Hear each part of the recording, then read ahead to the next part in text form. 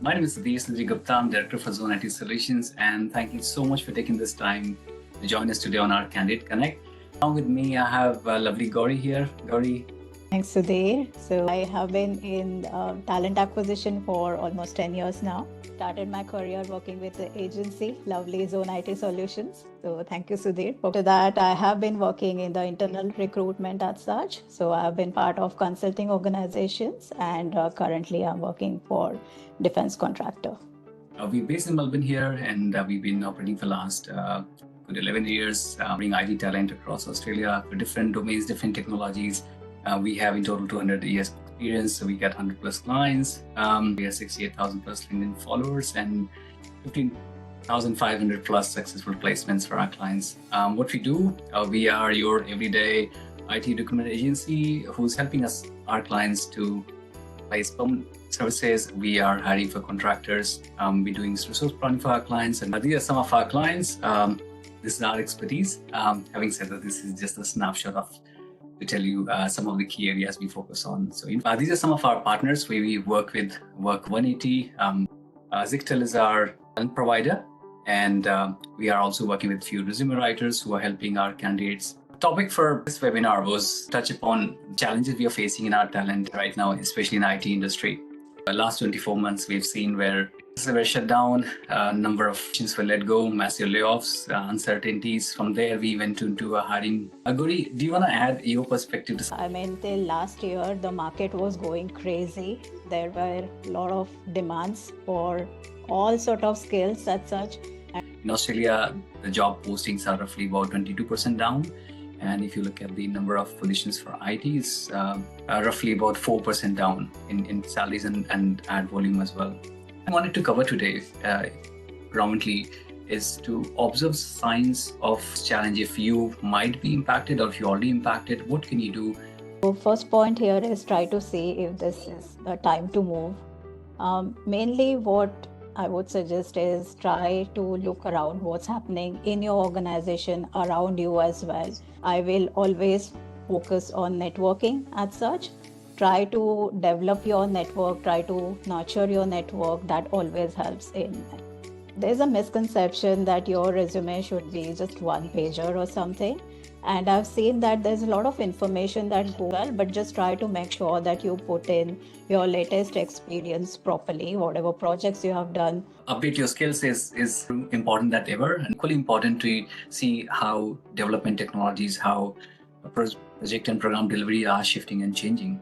Whenever possible, I would just at one point go for certifications because that plays an important part. It's really hard because you have your routine, you have your life around this organization, and it's really hard for you to take yourself out and then try to contemplate what next. And hence, it's really important to look after your physical and mental well-being. The first aspects of any challenge or any such situation is allow yourself to heal. It is okay to be overwhelmed. It is okay to feel doubt sometimes yourself. It's not right, but it's important to at least deal with your emotions. And I'd like to add here, I mean, the first question comes to mind is like, why me?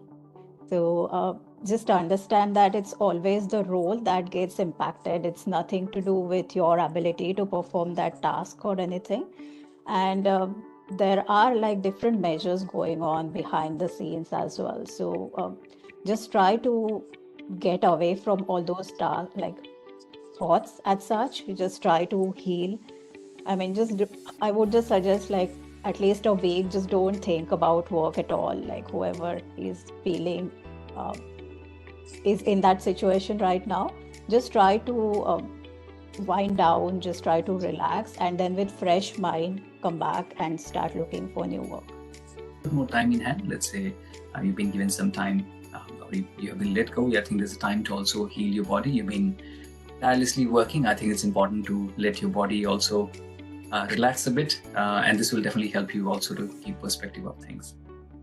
Not a taboo, or it's not a bad thing to have this redundancy as such. So just try and understand that. Take a proper time to heal yourself and go out networking whenever you are ready. That helps a lot. So please, if you're actively looking out, please do go back and create your profiles wherever you can. Referrals play important part as well.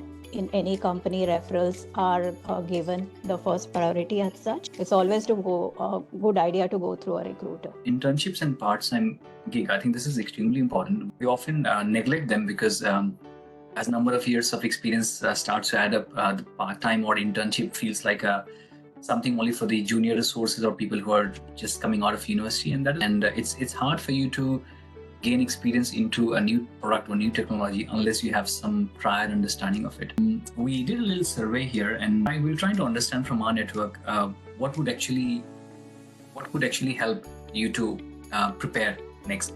And we can see that learning new skills and upskilling yourself has been the most focus for everyone, and I think that's something you do. Networking is big again, but at the same time, I think it's really important to someone who's been in a same project or same domain for very long. I think it's really important for you to look at the market, try to absorb what are the new trends and areas where you can train yourself. It's about upskilling, what you can do. A lot of you, I'm sure you are very, very familiar with this.